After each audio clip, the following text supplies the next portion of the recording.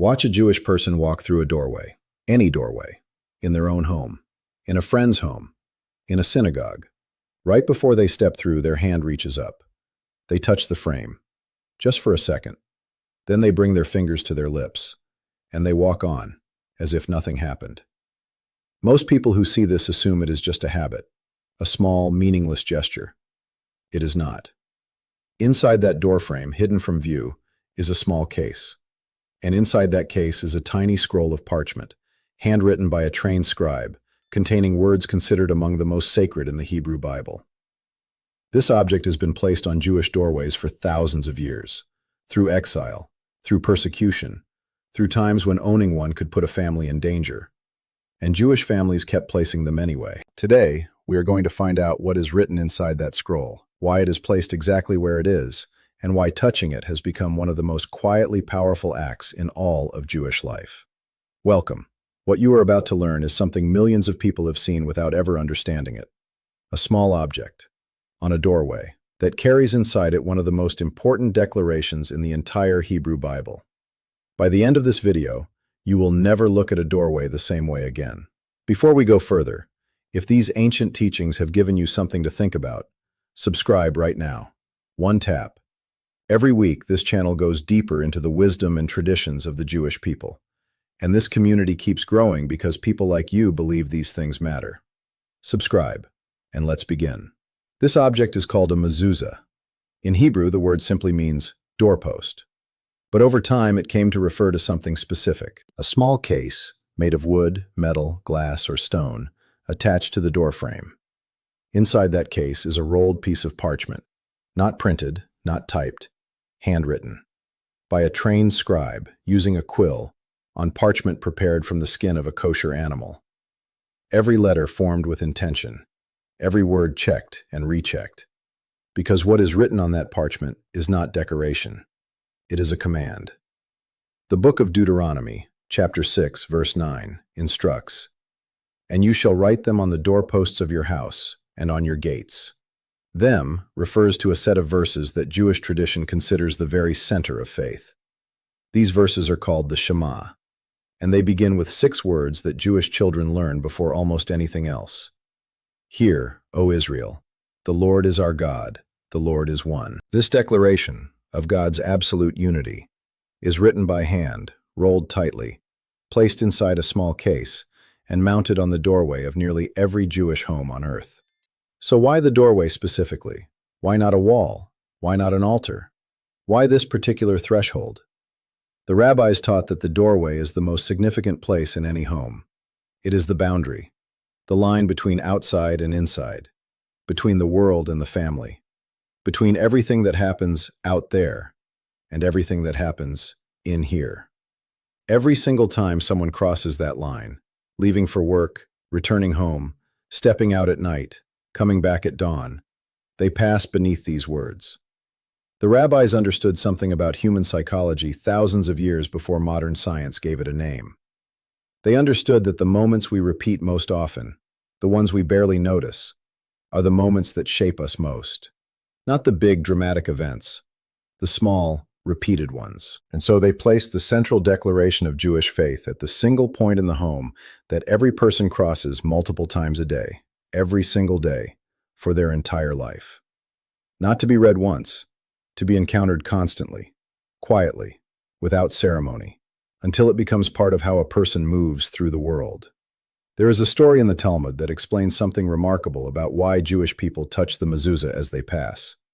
The story involves a man named Onkelos, a Roman related to the emperor, who had converted to Judaism. The emperor, troubled by this, sent soldiers to bring Onkelos to him, hoping to persuade him to abandon his new faith. But something unexpected happened. On the way out the door, Onkelos began speaking to the soldiers about the words of the Torah. And the soldiers themselves were moved. They converted to Judaism on the spot. The emperor sent a second group of soldiers, this time under strict orders. Do not speak to him. Do not let him speak to you. As they led Onkelos out, he paused at the doorway. He reached out. He touched the mezuzah. And he asked them, "What is this?" The soldiers, under orders not to engage, answered carefully, "You tell us." Onkelos explained. In this world, when a king sits inside his palace, his guards stand outside protecting him. But with God, it is the opposite. God's servants sit inside their homes, and God stands guard outside, protecting them. He pointed to the words of Psalm 121. The Lord will guard your going out and your coming in, from now and forever. The soldiers, moved by this, also converted. The emperor sent no one else. This story has been told for nearly 2,000 years, and it explains something about why touching the mezuzah became such a meaningful gesture. It is not a superstition. It is a physical reminder, every single time you leave, every single time you return, that you are not unprotected, that something is watching over this threshold. If that idea means something to you, hit the like button right now. It takes 1 second, and it helps this channel reach more people who are ready to hear it. And if you have not subscribed yet, now is the moment. Because what comes next is one of my favorite parts of this entire story. Most mezuzah cases have a small window, or are designed so that one word is visible from the outside. That word is Shaddai. It is one of the names of God, often translated as Almighty. But Jewish tradition also reads it as an acronym. Shomer Daltot Yisrael, Guardian of the Doors of Israel. So even before anyone touches the mezuzah, even before anyone reads what's inside, that single word is already visible. A quiet signal, on the outside of the door, for anyone who passes by. This home is watched over, and here is something that has stayed with me since I first learned it. During times of persecution, when openly displaying a mezuzah could put a family in danger, Jewish families found ways to hide them. Inside walls, behind false panels, in places only the family would know. They could not always display their faith openly, but they would not give it up. Archaeologists have found mezuzah cases hidden inside the walls of homes, in places where Jewish communities were forced into hiding for generations. The case may have been concealed, but it was there, still guarding the threshold, still being touched, quietly, in secret, by hands that knew exactly where to reach. Think about what this means in practical terms. A person wakes up, walks through their bedroom doorway, touches the mezuzah, walks to the kitchen, touches it again, leaves for work, touches it again, comes home that evening, touches it again. Multiple times, every single day, for an entire lifetime. Tens of thousands of times over the course of one life. Each time, a brief, almost unconscious gesture, a hand reaching up, a touch, fingers to lips. The rabbis were not asking people to stop and meditate every time they walked through a door. They were doing something quieter, and in some ways more powerful. They were weaving a reminder into the fabric of ordinary life.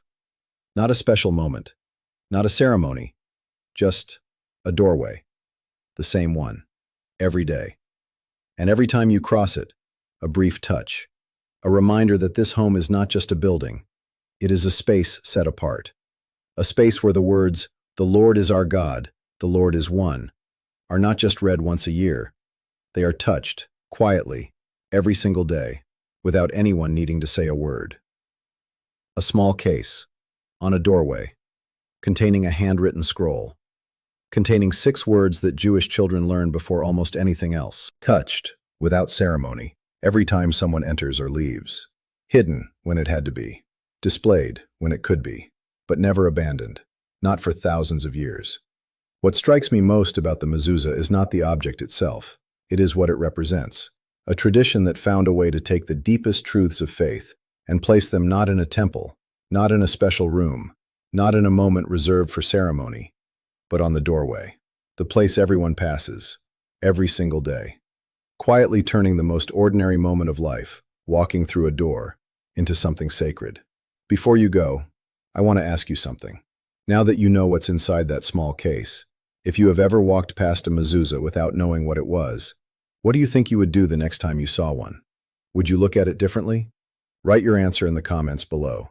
1 sentence is enough. I read every single comment, and the conversations in this community are some of the most thoughtful I have ever been part of. If this video gave you something, a new way of seeing something old, hit the like button right now. It helps more people find these teachings. And subscribe, because next week, we are exploring a tradition that happens once a year. A single night that Jewish families have observed for over 3,000 years. And the story behind it is unlike anything we have covered on this channel so far. You will not want to miss it. One tap to subscribe. Thank you for being here. Shalom.